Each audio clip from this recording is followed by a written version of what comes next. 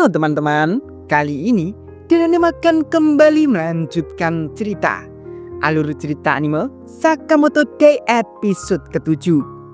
Seperti biasa, bila teman-teman yang baru datang di channel ini, jangan lupa untuk tinggalin jejaknya. Oke, gak usah banyak ini itu, langsung saja mulai ceritanya.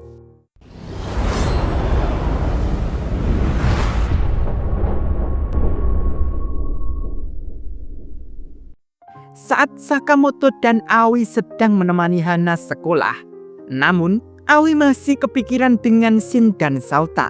Bagaimana keadaan mereka yang menjaga toko? Aoi yang tanya begitu, menurut Sakamoto mungkin mereka baik-baik saja. Dan langsung beralih ke toko. Sautang dan Shin malah terlihat ribut karena Sautang memakai celemek Shin untuk pekerjaan kotor. Namun walaupun Shin marah-marah, Sautang pun masih ngeyel. Bila tidak boleh memakai celemek Shin, Sautang meminta ke Shin saja yang membersihkan kacanya. Mendengar itu, Shin pun tidak mau kalah.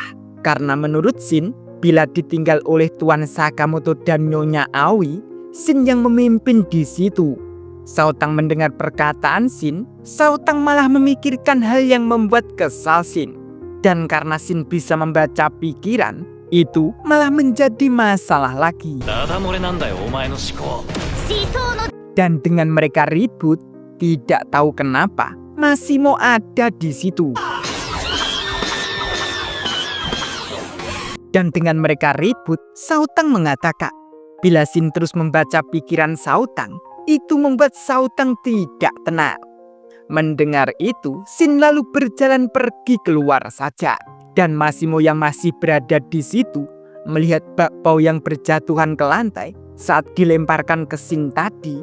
Masimo meminta ke Sautang untuk Masimo makan saja. Namun Sautang malah meminta ke Masimo untuk pergi juga. Aduh, kasihan ya Bre. Dan Shin yang sedang berjalan, dia terlihat sedih. Dan Sautang yang masih berada di toko, dia lalu memikirkan Shin. Karena Sautang tidak pernah melihat Shin sampai ngambek begitu. Dan tiba-tiba datang 4 orang berseragam hazmat. Mereka yang membaca celemek Sautang bertuliskan Shin. Seketika Sautang sudah berada di mobil mereka dengan diikat. Dan salah satu dari mereka yang duduk di kursi depan, yang dipanggil Tuan Tanaka, Tanaka mengira Sautang yang ditangkap itu adalah Shin. Dari situ, dia lalu membicarakan tentang Shin. Bila Shin itu adalah subjeknya, dan bila Shin bisa membaca pikiran, itu sangat mengerikan. Dan dengan tertawa, Tanaka mengira, mungkin tidak ada orang yang ingin dekat dengan Shin yang seperti itu.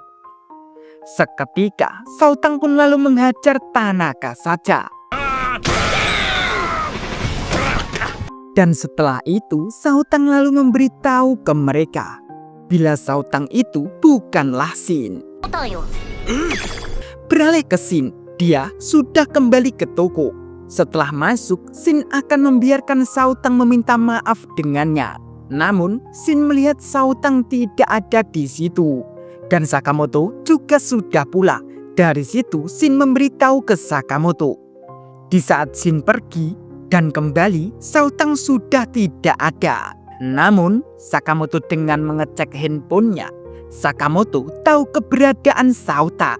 Dan kenapa Sakamoto bisa tahu? Itu karena tanda pengenal di celemek itu dilengkapi dengan GPS. Beralih ke Sauta, Tanaka pun sudah sampai panik karena yang mereka culik itu salah sasaran. Dan itu akan membuat Tanaka dalam bahaya nantinya. Namun sopir mereka itu terlihat berbeda dari tadi karena dia terus mengingatkan Tanaka, namun tidak didengar dari tadi.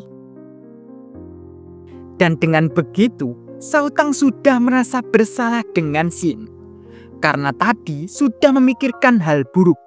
Dan itu Sautang merasa itu mungkin karma bagi Sauta.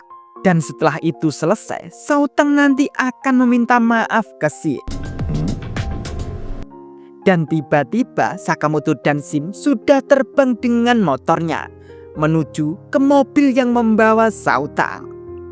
Sautang yang melihat Sakamoto dan Shin, dia pun senang sekali. Namun Tanaka juga senang karena Shin sudah mendekat ke mereka. Jadi bila Tanaka berhasil membawa Shin, mungkin dia akan selamat. Dan Shin yang membaca pikiran mereka, Shin lalu tahu bila dia berasal dari lab. Dari situ pertarungan jalan pun terjadi. 3 orang dari belakang lalu keluar untuk mengajar Sakamoto dan Shin. Dan ini sedikit scene dari pertarungannya.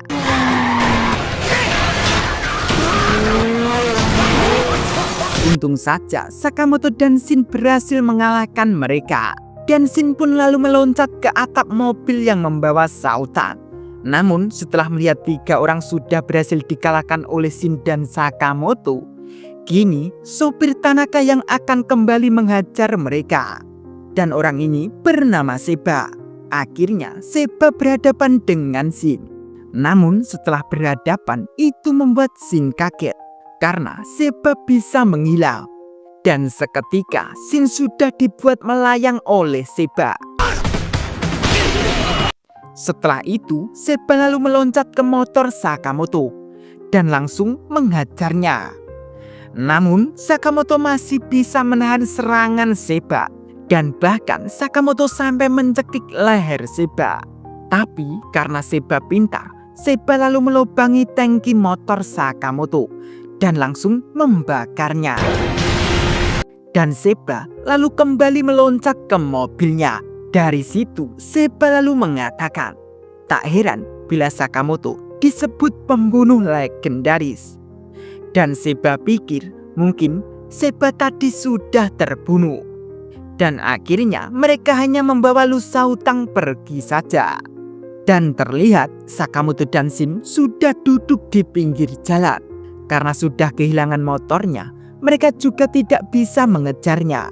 Namun karena Sakamoto masih membawa handphonenya, Sakamoto masih bisa mendeteksi keberadaan Sautang yang saat itu sudah sampai di Okutobi. Dari situ Sakamoto lalu menanyakan ke Shin, siapa sebenarnya mereka. Shin pun lalu memberitahu bila dia berasal dari lab dan itu fasilitas ilegal. Dan itu juga tempat di mana Shin dibesarkan. Dan mereka itu adalah kelompok orang aneh, namun juga tidak berbahaya.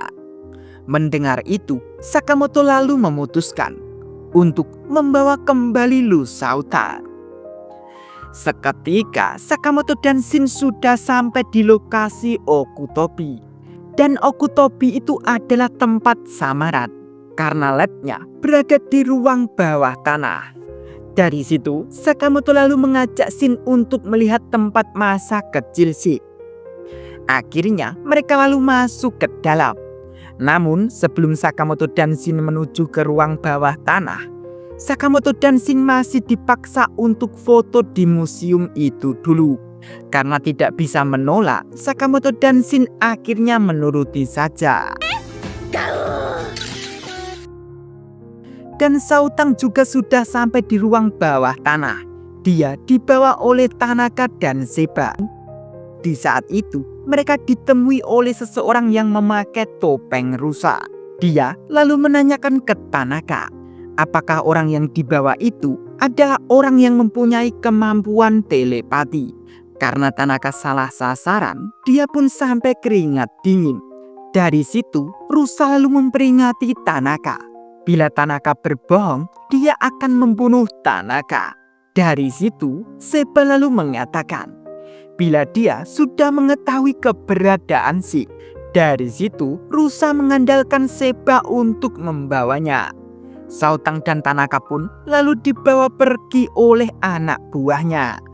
Beralih ke Sakamoto dan Shin, dia sudah sampai di pintu masuk menuju ke ruang bawah tanah. Namun setelah Shin memasukkan passwordnya dan itu salah, mereka lalu diserang oleh pintu keamanan ruang bawah tanah itu.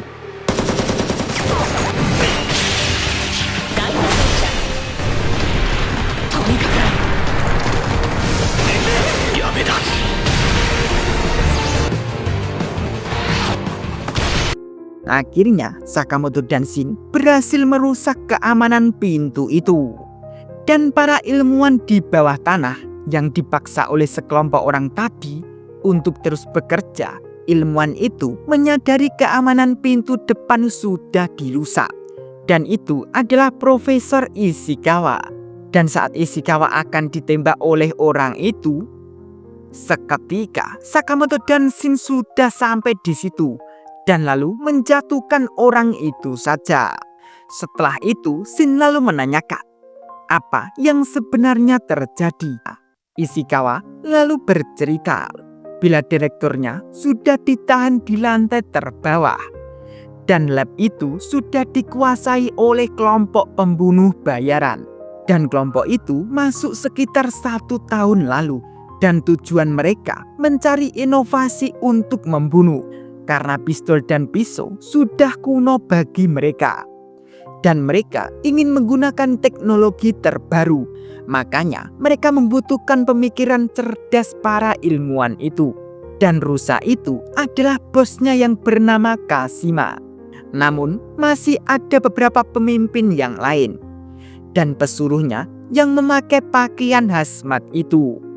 Seketika Ishikawa yang menyadari bos menuju ke ruangan itu, Sakamoto dan Shin pun lalu disembunyikan di lemari oleh mereka.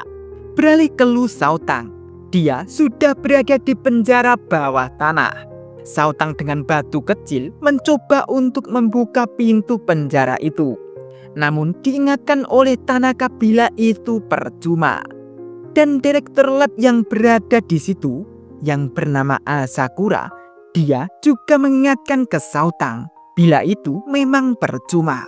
Dan dari situ Asakura menanyakan ke mereka, apakah Asakura harus memberi ide ke mereka untuk mereka kabur. Beralih ke ruangan Sakamoto dan Shin berada. Salah satu bos dari kelompok pembunuh bayaran itu sudah berada di situ. Dia bernama Mat Horiguchi. Dan kenapa Mat sampai ke ruangan itu? Karena terdengar ribut dari luar. Makanya Mat juga ingin ikut. Dari situ Mat lalu meminjam pena Ishikawa dan langsung menusukkan ke tangan Ishikawa. Itu karena anak buah Mat sudah pingsan. Mat penasaran apa yang mereka sembunyikan dari Mat. Seketika Shin pun lalu menyerang Mat dengan pena saja. Namun Mat pun dengan mudahnya menghindar. Dari situ Shin lalu menanyakan apakah Mat itu salah satu pimpinannya dan apa tujuannya. Mat pun lalu memberitahu bila dia akan melakukan penelitian yang hebat. Dan seketika Shin pun lalu diserang oleh Mat. Setelah menyerang Shin, Mat pun lalu akan bereksperimen. Mat pun lalu menyalakan saklar di lengannya. Dan ternyata itu adalah saklar untuk membolak-balikkan kata yang keluar dari mulut Shin. Karena serangan Mat tadi memasang jarum yang beraliran listrik di leher Shin. Mendengar itu, Shin pun lalu menyerang Mat saja. Namun Mat pun terus menghindar. Namun setelah Mat menghindarkan sampai di lemari Sakamoto sembunyi, seketika Mat pun lalu dihantam saja oleh Sakamoto. Dan lucunya kepala Sakamoto berubah menjadi kotak karena tadi terjepit lemari. Dan setelah itu, walaupun Sakamoto tidak tahu apa yang terjadi, Sakamoto lalu mengajak Shin untuk menyelamatkan tempat itu. Shin menjawab iya pun dengan kata-kata terbalik. Dan akhirnya Sakamoto akan memulai membersihkan rumah masa kecil Shin. Dan terlihat sisi badan Osaragi yang berada di luar Okutobi sudah berjalan akan masuk ke dalam. Dia akan menyelidiki tempat itu. Apakah ada hubungannya dengan Slur? Wah, tambah seru aja ya, Bri. Lanjut nanti ya. Bila mau sawer den anim agar semangat, link ada di deskripsi ya. Terima kasih.